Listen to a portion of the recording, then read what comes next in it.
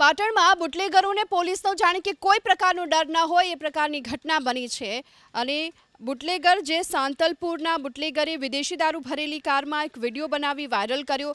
રીલમાં પોલીસને ખુલ્લેઆમ પડકાર ફેંકવામાં આવ્યો।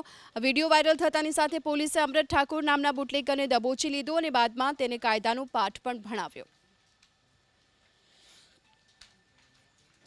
ગીર સોમનાથ પોલીસે ફિલ્મી સ્ટાઇલમાં દારૂના અડ્ડાઓ પર દરોડાની કામગીરી કરી।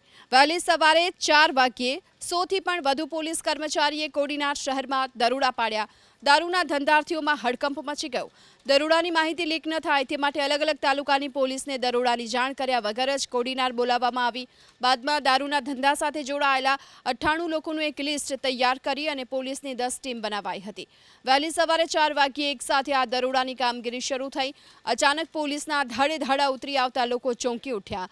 વીજ વિભાગની ટીમ ચેકિંગમાં આવી હોવાની વાત ફેલાતાની સાથે વીજ ચોરો વીજ તારું સમેટવા લાગ્યા। જો કે દરોડાના અંતે પોલીસને 14 જેટલા સ્થળોથી દેશી દારૂનો જથ્થો મળી આવ્યો।